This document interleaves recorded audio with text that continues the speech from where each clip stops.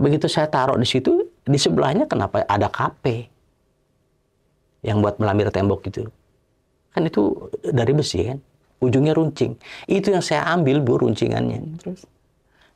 Nah ini, saya bolongin ini. Krek, krek, krek, krek, krek. Itu nggak sakit, Bu. Ibu mau lihat nih. Ngapa? Boleh? Hah? Boleh? Ya, mohon maaf ya. Mohon maaf. Oh.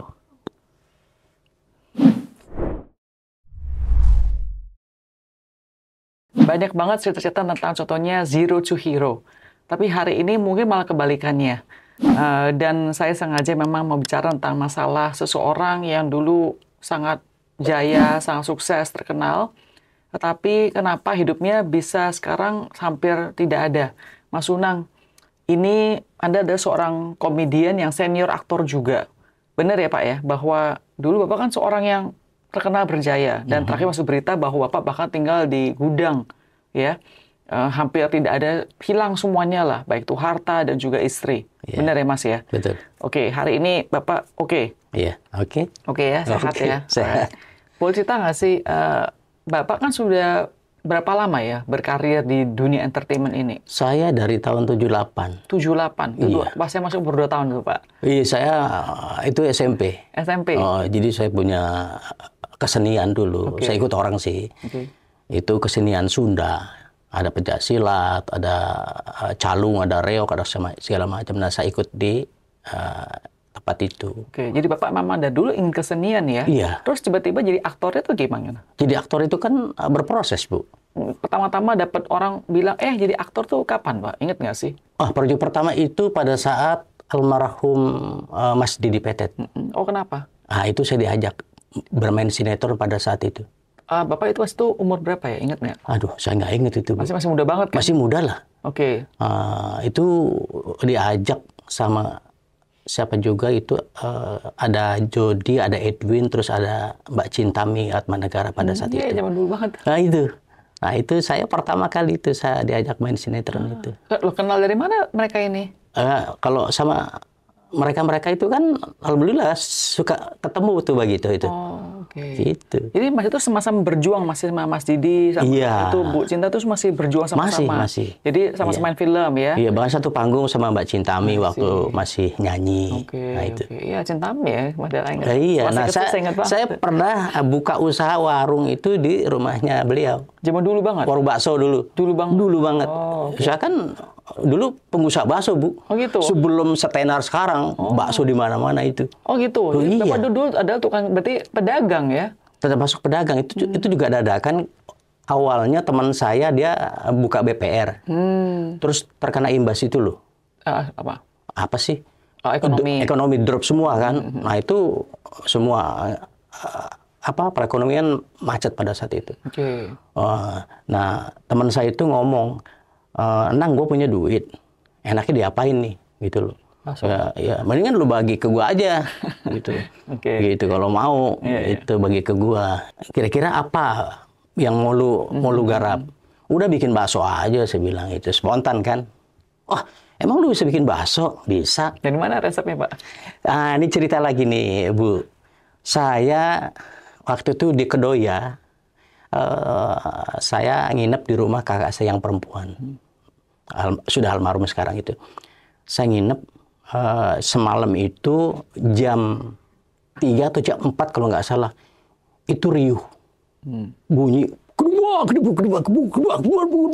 Saya kaget itu, saya bangun. Saya bilang, Mbak, mohon maaf. Ada yang berantem. Ketawa itu mbak saya. Lihat aja keluar katanya. Begitu saya keluar, itu tukang bakso. Berjejer itu, kumpulan. Dia ngontrak di suatu kontrakan itu. Semuanya itu ada di halaman. Jadi cuman modal kayu, Nah itu lagi nyincang daging. Dulu tidak terlalu banyak mesin giling kan. Iya. Saya bilang, kenapa kok dicincang gitu? Dia lebih dapat teksturnya, kekenyalannya dia bilang lebih dapat gitu. Saya cicipin lah itu. Ternyata enak, Bu. Keras. Enak saya bilang. Mas, dagang beginian, ini dulu dia ngedorong nih, dagang beginian ini bersih kira-kira sehari berapa? Ya kalau 50.000 sih masih kotor dia bilang. Oh gitu, dari pagi sampai sore, kadang-kadang sampai malam. Mas mau nggak ajarin saya bikin bakso? Seminggu di rumah saya, nanti saya kasih 500.000. Akhirnya saya belajar sama tukang itu. Wow, oke. Itu pertama-tamanya ya? Pertama, akhirnya saya diajak ke pasar pagi gitu. Tapi jangan dicincang, kata digiling aja. Oh ya udah, lebih cepet gitu. Udah ya, saya dikasih tahu resepnya segala macam. Akhirnya bukalah di tempat samping BPR itu. Oke. Gitu, buka. Peminatnya Bu, akhirnya infotainment datang Bu. Itu yang membuat bakso saya terkenal, bakso Mas Kardiman pada saat itu. Viral ya Pak ya? Viral, wih Bu. Orang antri pada saat itu. Saya lupa tahun berapa itu. Mulai dari situ berkembang. Terus buka cabang di Serpong BSD. Nah itu salah satu di Tebet, di rumahnya Mbak Cintami. Terus. Sampai ke Bandung, sampai ke Garut. Wow, oke. Saya hitung-hitung. Saya punya 20 outlet, Bu. Wow. Pada saat itu. Kenapa sih 80-90-an itu ya? Iya, kurang lebih. Itu saya nggak nyangka saya punya usaha begitu banyak dan berkembang gitu loh. Dan itu zaman dulu kan bukan zaman sekarang ya. Iya. Mana auto tuh nggak banyak-banyak zaman dulu. Ya itu. Wow. Saya sampai yang namanya saya bikin itu di daerah mana itu? Ciganjur kalau nggak salah. Itu saya buka juga di situ. Itu saya sudah bikin namanya bakso granat, Bu. Apa itu? Oh, jadi isi cabai? Enggak, isinya saya bikin kikil, Bu. Oh, kikil. Itu sudah saya bumbu. Kemudian saya bungkus sama daging baksonya. Jadi kalau dimakan itu mecah dia kayak granat. Jadi di mulut itu enak banget. Saya pikir ada cabenya. Nah, itu saya sudah bikin yang begitu, Bu, sebelum terkenal sekarang. Oke. Jadi Bapak tuh dari dulu tuh pengen jadi pedagang atau pengen jadi entertainer? Saya kepengen jadi apa aja sih, Bu. Pokoknya asal bisa cuan lah ya. Iya. Yang penting saya bisa berkarir di mana saja. Yang penting saya bisa kalau bilang memberikan inspirasi juga buat orang. Oke, ya gitu. Sukses lah ini apapun yang Bapak pekerjaan. Iya. Jadi nggak pernah ada spesifik harus jadi entertainer ya? Iya. Jadi nggak harus itu. Oke. Nah, pas Bapak jadi masuk ke dalam dunia entertainment itu, apakah Bapak masih mengerjakan bisnis lainnya itu yang bukan entertainment? Iya masih. Jadi pada saat ini, jadi saya keliling tuh 20 outlet saya keliling. Kadang-kadang di jeda waktu saya belum ada syuting, saya ke Bandung, saya ke Garut, dulu saya ke mana-mana itu. Nah, Bapak setelah itu kan menikah, istri pertama. Itu kira-kira kapan? Bapak ingat nggak sih tahunnya? Tahunnya lupa, Bu. Sampai rasanya juga udah lupa, Bu. Oke. Bapak kan, pas itu kan Bapak jadi mulai naik tingkat terus ya Pak ya. Dalam dunia film, tadi Bapak bilang, dagang bakso pun juga laku dan lain sebagainya. Terus apa yang terjadi, Pak? Namanya bisnis, pasti ada yang suka, ada yang tidak. Pada saat kita mendapatkan kebaikan dalam usaha bisnis, di sana sudah mulai ada benih-benih yang tidak baik lah, gitu loh. Contohnya pada saat saya buka di Bogor, mohon maaf, saya bilang kita sudah siap buka. Itu cuman waktu sebulan kita buka di situ. Itu ramai, Bu. Pada saat kita buka pagi, padahal bakso itu baru jadi itu tiba-tiba langsung kalau dibilang kayak lumer gitu, lembek gitu, dan sudah berbau. Terus botol saus itu begitu kita buka itu sudah banyak penghuninya itu. Jadi yang di luar logika saya ya seperti itu. Oke. Jadi maksudnya berarti banyak tiba-tiba ada ada masalah lah intinya dalam operasional ya Pak, betul ini ya? Iya, jadi di luar logika lah kalau itu tadi saya bilang bahwa bisnis apapun, saya sudah banyak mengalami, teman-teman saya pun juga seperti itu. Jadi akhirnya bisnis itu kan mulai menurun ya Pak ya? Menurun. Oke. Terus gitu. Terus kalau yang dunia entertainment-nya bagaimana Pak? Entertain itu masih terus berlanjut, Bu. Ya, Karena kan saya di satu sisi memang lebih banyak ke sinetronnya ketimbang di komedinya, gitu loh. Makanya dari hampir semua PH itu saya sudah dapat lah saya peran-peran di sana gitu. Nah, kapan kan Bapak bilang semakin berusia, proyeknya menurun juga? Menurun itu drastisnya begini, Bu. Kalau Ibu tadi menanyakan kenapa saya bisa sampai tidur di gudang, ini ada sebuah prosesnya. Ya, apa terjadi sebetulnya? Nih, kalau boleh saya cerita awal ya, Bu ya. Pada saat awal, anak saya dulu masih berusia 3 tahun. Ini anak dari istri pertama ya? Dari istri pertama. Oke. Usia 3 tahun anak saya pada saat itu di rumah itu, di luar nalar saya kok suka ada di dalam ruangan itu kayak kelelawar gitu. Oh ya?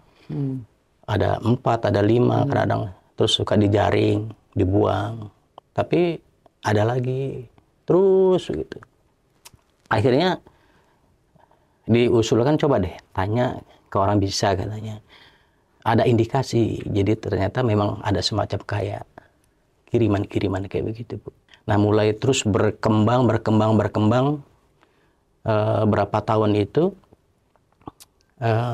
saya duduk sedang bercengkrama dengan istri di lantai. Sore itu sekitar jam 5.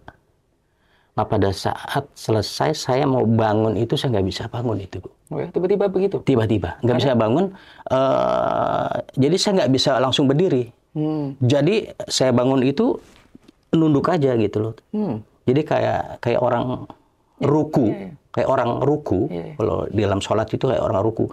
Kalau saya naikin badan saya sedikit gitu aja, ini jantung ini sakitnya luar biasa, Bu. Padahal Bapak usia masih muda ya? Masih muda pada saat itu. Sehat? Sehat, Bu. Tiba-tiba. Ini apa gitu loh. Apakah ini jantung apa saya nggak ngerti. Akhirnya saya berinisiatif ke Rumah Sakit Bintaro pada saat itu.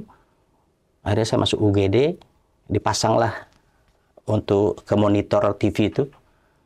Kata dokter bilang, Mas Unang sehat, nggak ada kelainan jantung, normal.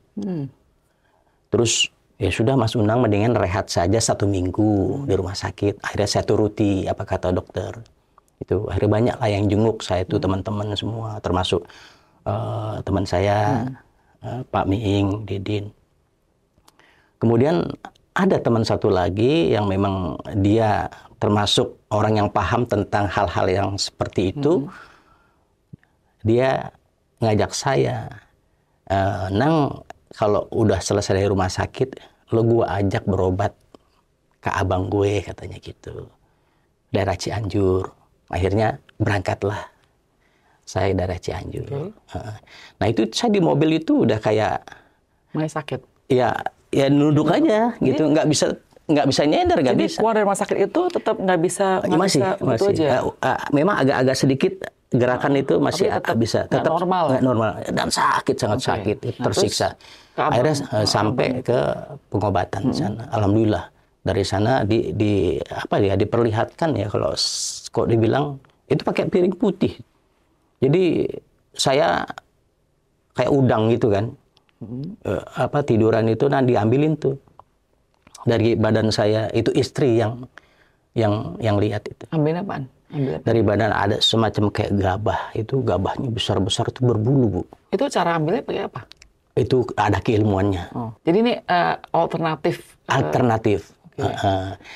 Terus kemudian ada kayak semacam jarum, ada semacam kayak paku yang sudah berkarat. Di dalam badan Anda? Iya. Nah itu kan berarti itu menyakitkan kan. Iya.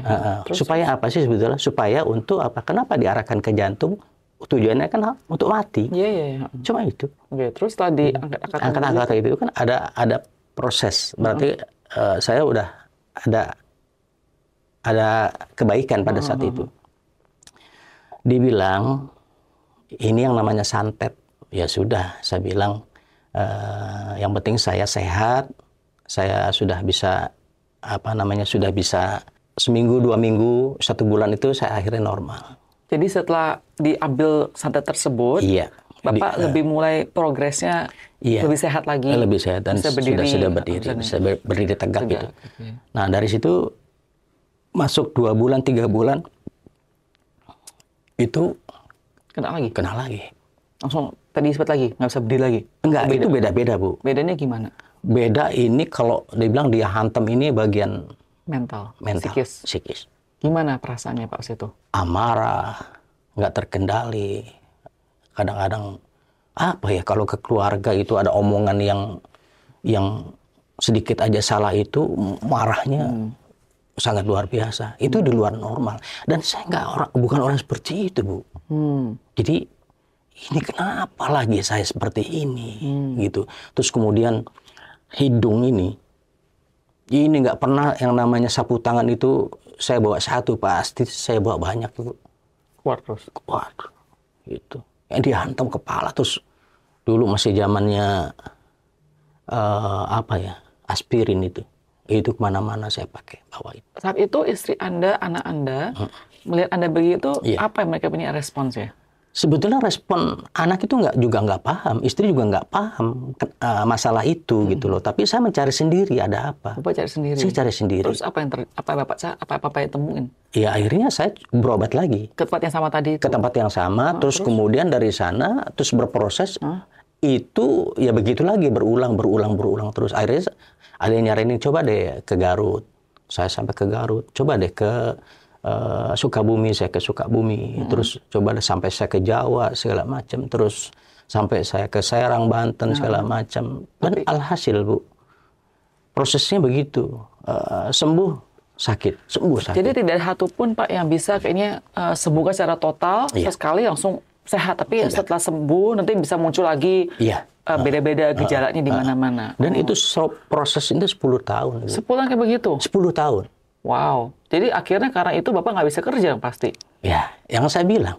Duit habis, waktu habis, kerjaan saya nggak ada. Bagaimana saya bisa kerja dengan fisik yang tidak normal? Jadi Bapak menghabiskan uang untuk bisa ke alternatif, traveling untuk ke dokter tersebut. Bukan dokter, apa namanya? Alternatif lah. Iya, alternatif tersebut. At the same time nggak ada pemasukan karena sakit secara fisik dan psikis. Iya, tabungan habis sampai mobil terjual. Tanah kapling saya ngumpulin rencana itu untuk bangun terjual semua. Udah selesai proses itu 10 tahun itu akhirnya ya udah saya tinggal di gudang itu. Sorry, tapi kan ada masalah yang cerai, akhirnya kawin lagi itu bagaimana Pak? Sebetulnya waktu saya berpoligami itu kan nggak ada masalah Bu. Jadi Bapak pas lagi sakit atau masih sehat pas itu? Pas Bapak mulai ada istri kedua itu? Itu masih sehat. Masih sehat? Masih sehat. Jadi istri pertama masih ada, istri kedua masih ada. Anak Bapak total berapa? 6 semua. Dari 2 istri? Iya, dari 2 istri. Oke. Nah, terus apa yang terjadi pas penceraian tersebut ya Pak ya? Nah, jadi pada saat saya dengan istri yang kedua ini memang sudah habis-habisan total. Aset yang saya dapatkan dari hasil berkesenian saya itu semua saya limpahkan kepada istri pertama. Oke. Iya. Jadi saya 0. Saya nggak megang apa-apa. Jadi itu untuk mengamankan saja. Nah, dengan istri kedua ini saya masih ada kendaraan, saya masih punya rumah, saya masih punya tanah. Itu loh. Nah, itu proses dari situ itu berjalan itu yang namanya sakit itu kan. Jadi boleh saya tahu, jadi artinya kedua istri akhirnya cerai ya Pak, benar ya? Iya. Akhirnya cerai. Iya. Apakah boleh dikatakan mungkin karena Bapak sudah sangat dropnya kayak begitu, jadi mereka juga mungkin nggak tahan. Tadi Bapak juga bisa keluar amarah-amarah, jadi orang nggak tahan. Betul. Bapak ada nggak sih menyalahkan istri, kok kayaknya kamu nggak sama saya, mendampingi saya walaupun saya sakit, itu ada nggak feeling kayak gitu Pak? Sebetulnya saya nggak ada rasa yang seperti itu. Saya cuma pada saat waktu saya sakit itu, saya cuma kepingin mengerti nggak sih sebetulnya saya sakitnya kenapa, cuma itu. Tapi kan istri memang tidak memahami hal-hal yang seperti itu. Saya coba mencari sendiri, saya bertanya kepada teman, saya coba berdialog kepada teman-teman kiai, ustadz, apa segala macam. Ya arahannya ya sudah dengan berobat alternatif lah, gitu loh. Nah yang lebih parah itu saya masuk pada saat tahun ke-11 kalau nggak salah itu. saya mendapatkan ini sesuatu yang di luar nalar ya. Itu kayak semacam perilaku saya itu sudah berubah. Jadi pada saat itu saya ngontrak, sebelumnya di gudang itu saya ngontrak itu ada satu komplek. Itu tingkat itu setahun itu 25 juta, itu saya kontrak di situ. Di situ awal saya sakit. Oke. Saya sudah berperilaku, sudah kalau dibilang udah nggak normal, makanya saya dimasukin ke kamar, dikunci dari dalam. Oh, ya? Iya. Saya dikunci di situ cukup lama, sampai hampir seharian itu loh. Kasih makan nggak? Ini sudah takut sebetulnya, istri, anak-anak sudah takut, tapi ada orang-orang di situ. Ada 3 laki-laki yang jagain kalau nggak salah. Takutnya saya kenapa-napa kayaknya situ. Nah, saya di situ merasa kehausan, itu saya nggak bisa ngomong, Bu. Oh ya? Iya. Jadi kayak ngomong tuh di sini kayak ada sesuatu, terus ngomong itu kayak ngomong dalam hati aja tuh. Nah, itu. Saya haus pada saat itu, saya cuman hanya melihat ada kaleng, saya semprotin tuh, Bu, ke mulut. Apa itu? Iya, kaleng racun serangga itu. Saking hausnya sih. Tuh, saya telan minum terus. Pas itu Bapak sadari nggak Pak lagi melakukan hal tersebut? Enggak. Saya kayak ada sesuatu yang Menarik Bapak. ya udah. Karena haus, ada itu. Udah. Anehnya kan harusnya kan mabuk, Bu. Terus? Tapi ini saya nggak mabuk. Oh ya? Iya. Terus harusnya kan mati.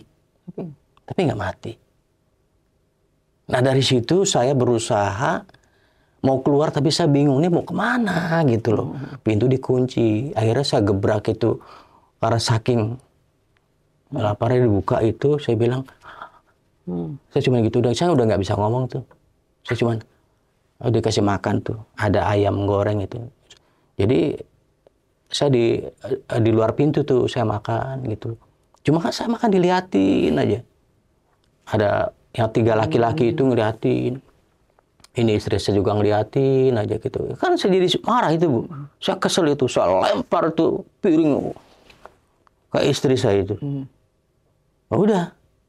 Kesel. Akhirnya saya dimasukin lagi tuh. Mereka tahu nggak sih Bapak ada semprot itu? Enggak. Enggak tahu itu. Kan saya juga nggak bisa ngomong pada saat itu. Ya udah. Saya dikunci lagi masuk. Udah, saya bingung gitu. Saya tiduran aja. Nah, kemudian saya lihat ada jendela. Belakang itu hanya taman belakang lah. Saya buka, saya lompat ke halaman belakang situ. Terus? Karena saking panasnya badan saya tuh, saya ngelihat ada toren itu, saya buka keran itu sampai habis itu. Terus saya mandi aja, gerujukan itu pakai toren. Nah, di situ kayak ada dengar suara sampai ngomong, kamu tahu siapa saya? Ini kayak ada sesuatu yang ngomong gitu. Cuman kan saya nggak ngomong dengan mulut. Kamu siapa? Saya Gondoruo. Oh ya? Yang ada di sini. Saya juga nggak tahu Gondoruo seperti apa. Saya udah nggak mau ambil pusing lagi deh. Saya tinggal. Saya duduk di belakangnya saya itu pintu dapur. Di sebelah kanan itu ada rak-rakan, gitu loh, rak-rakan. Sebelah kiri saya noleh. Saya masih aus, Bu, gitu loh. Anehnya kok saya kenapa nggak minum air toren? Kan harusnya kan minum, tapi ini enggak. Tiba-tiba saya ngelihat ada seginilah botolnya, agak kecil itu, kan putih tuh. Nah, itu saya buka. Itu cairan itu kimia ya? Pembersih pakaian. Pembersih pakaian. Kimia, berarti kimia. Iya, itu hampir setengah sama saya minum. Tapi nggak meninggal juga. Aneh, Bu. Saya cuma muntah doang. Kok nggak mati? Nah, tadi Bapak lompat itu? Nah, yang lompat itu pada saat sebelum kejadian itu. Itu nggak sakit, nggak cedera. Itu cedera kaki saya. Itu sebelum kejadian yang Iya, itu. Itu saya ngerasa saya harus keluar dari rumah itu karena ini makhluk ini udah aneh-aneh. Berarti kayak sangat perasaan tuh sangat hitam sekali ya, Udah sangat gelap sekali, udah kayak neken Anda iya, gitu ya. Iya, saya nggak ngerti. Pada saat saya keluar ngaca aja itu kan di badan saya itu kayak ada yang keluar. Sesuatu gitu ya. Kayak hitam gitu loh. Saya nggak ngerti ini apa. Udah. Ya itu kejadian-kejadian itu saya sempat cedera kan engsel tulang. Jadi gara-gara itu Pak sekarang. Kalau ini ceritanya terbeda lagi. Itu akhirnya saya dibawa ke rumah sakit. Nah, dibawa ke rumah sakit ini yang lebih fatal tadi setelah saya minum cairan yang itu, kemudian ada yang ngomong, sentuh hatimu yang paling dalam dengan telunjukmu. Kemudian saya bilang, mana bisa saya menyentuh hati? Hati saya di dalam, di sini ada dinding. Ini telunjuk ada di luar, nggak bisa saya bilang. Gitu loh. Nah itu tadi, rak-rakan ada di sebelah kanan saya kok tiba-tiba noleh ke situ. Nah itu kan ada gunting rumput itu Bu, yang panjangnya segitu. Iya zaman dulu punya itu. Iya kan? Ya. Itu ujungnya sudah di sini Bu, saya tempelin. Kan tinggal cerk, itu doang kan, supaya ini bolong, bisa ini masuk. Pada saat mau begini, jangan. Ada yang bilang begitu. Ini kan berarti masih ada yang mau nolong saya itu, gitu. Dibilang jangan, taruh lagi. Begitu saya taruh di situ, di sebelahnya kenapa ada kape yang buat melambir tembok gitu. Kan itu dari besi kan, ujungnya runcing. Itu yang saya ambil Bu, runcingannya. Terus? Nah ini, saya bolongin ini. Krek. Itu nggak sakit Bu. Cuma putih, daging itu putih. Tapi saya coba nih kayaknya udah bolong. Baru bisa masuk nih Bu, satu telunjuk nih. Itu berdarah nggak? Itu nggak ada darah. Kan aneh. Kok aneh? Gitu. Tapi setelah ini saya cabut, ini saya udah kayak apa ya? Udah kayak kalau orang mau pingsan tuh gimana ya? Udah nggak bisa kayak muter gitu kayak apa? Nah, itu saya gebrak itu pintu dapur, brak begitu dibuka kayaknya histeris mereka. Saya sudah bersimbah darah. Jadi setelah itu dibawa ke rumah sakit. Dari situ bawa ke rumah sakit. Nah di rumah sakit itu saya sudah nggak tahu apa-apa lagi. Nah di rumah sakit itu loh, kalau dibilang badannya mah di rumah sakit, nah sayangnya mah udah kemana-mana itu. Ibu mau lihat nih? Boleh nggak? Saya nggak tahu. Boleh nggak kalau di kamera liatin kayak gitu? Ngapa? Boleh? Hah? Boleh? Ya, mohon maaf ya, mohon maaf. Oh.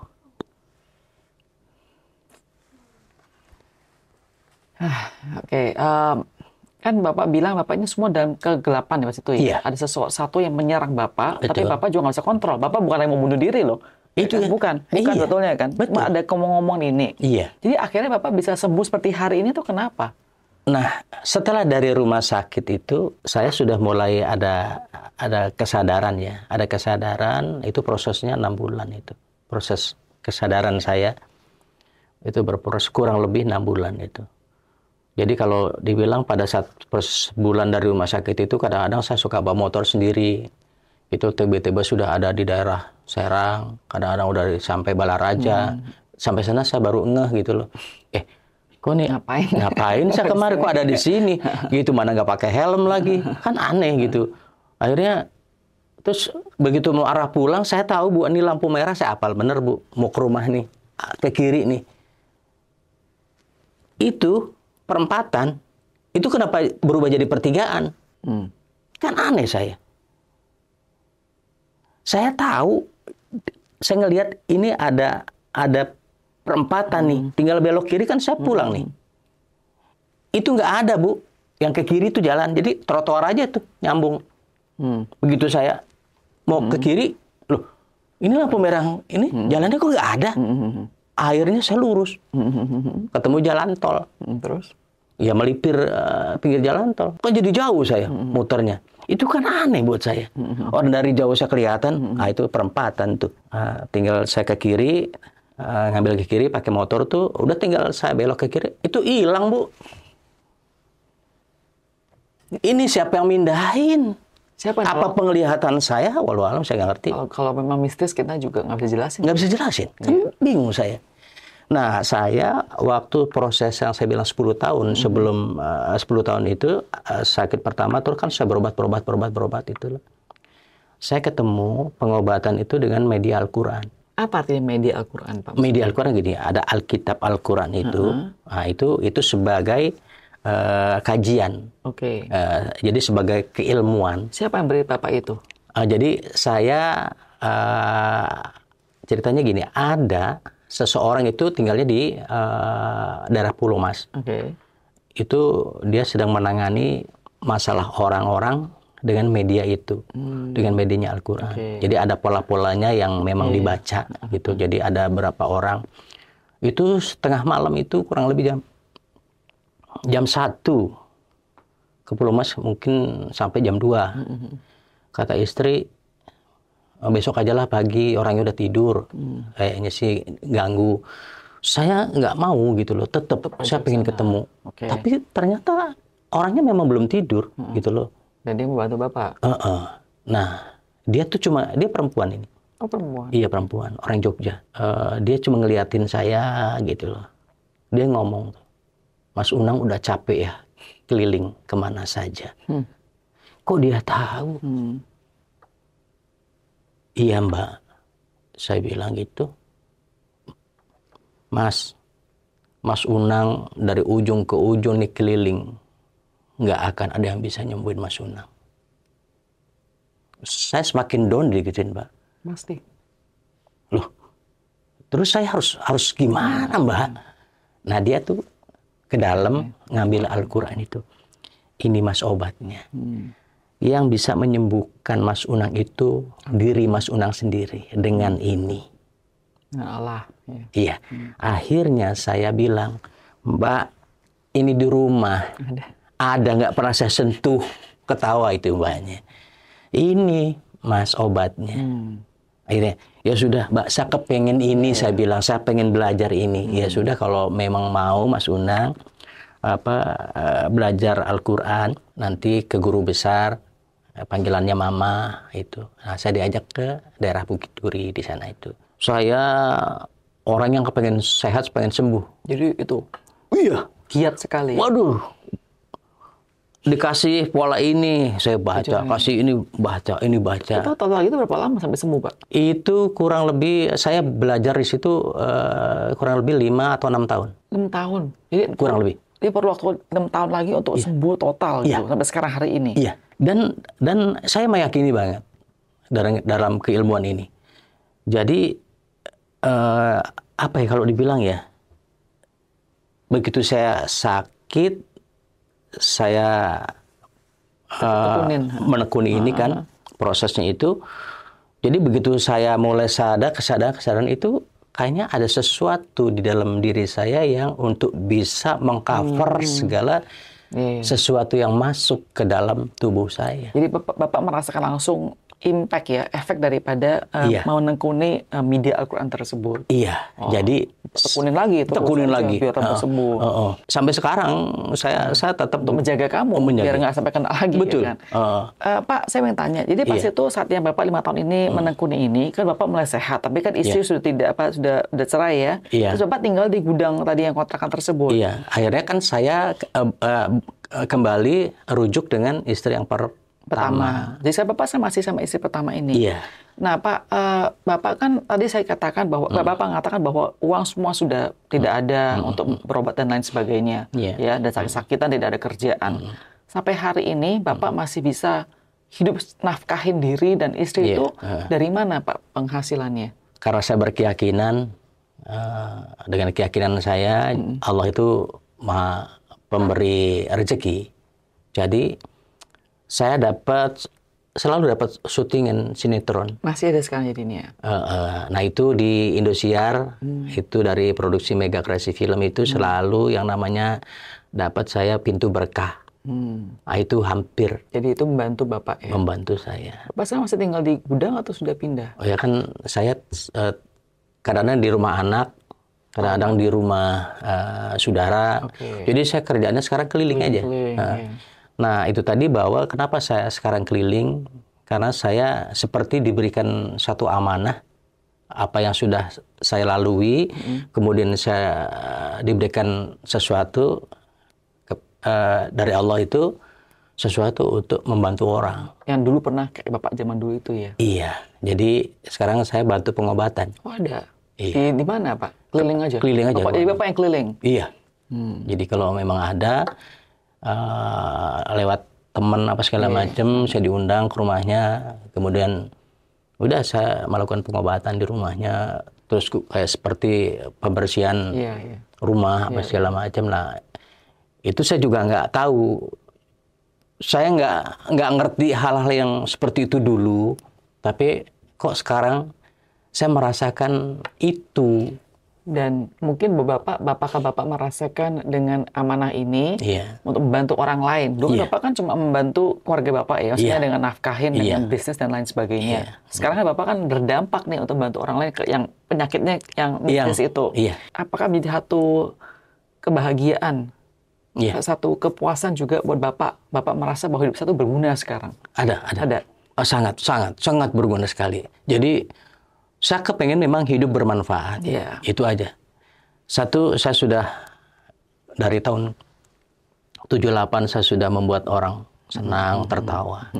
Kemudian ada jedahnya beberapa tahun, saya sudah tidak melawak lagi, memang sudah nggak ada job pada saat itu. Kemudian saya dapat tawaran bermain sinetron. Di situ saya berperan sebagai seorang bapak, ceritanya yang terzolimi dengan keluarga, yang dengan anak, dengan tetangga. Kemudian endingnya menjadi orang yang sukses, jadi orang kaya. Nah, itu selalu kayak begitu yang saya dapatkan. Itu pun sampai ibu-ibu sekarang ini yang fans saya lah. Ini yang bikin nangis saya kalau udah ketemu ibu-ibu itu. Nah, saya total bermain di sana itu. Jadi memang terbalik sekali. Biasanya saya ngelawak, sekarang nih saya nangis-nangisan. Pengen nggak sih Bapak tidak melalui hal-hal yang sangat buruk tersebut? Pengen nggak? Atau pengen apa? Saya alamin biar saya bisa berdapat orang lain. Kalau saya melakukan penolakan, saya merasa justru itu malah menjadi beban buat saya, gitu loh. Bahwa hidup itu harus berjalan sesuai apa yang Allah berikan kepada saya. Memang semua harus dilalui. Itu sebagai proses pembelajaran hidup, gitu loh. Apakah kita masih mampu untuk melalui itu? Apakah tidak? Walaupun hidup kita penuh banyak cacian, cercaan dari orang-orang. Itu saya anggap itu sudah biasalah. Itu juga semacam itu semacam ujian juga, dengan cacian, dengan cercaan gitu. Nah, setelah saya melalui proses kayak begini kan berarti yang saya ingini dalam hidup saya masih harus punya manfaat hidup saya. Gitu loh. Karena kan untuk dunianya saya bisa membantu orang dalam posisi saya yang sekarang. Insya Allah nanti ganjarannya biarkan Allah yang atur. Amin. Kan gitu. Saya mungkin katakan Pak, tadi kan mungkin banyak orang merasa Pak itu sekarang zero secara luaran, mungkin secara keuangan nggak seperti dulu. Tapi mungkin buat saya pribadi Bapak seorang hero karena bisa bantu banyak orang. Jadi bukannya hero to zero Pak, Bapak tetap hero kok Pak. Pak berkati ya Pak. Alhamdulillah. Terima kasih Pak. Terima kasih.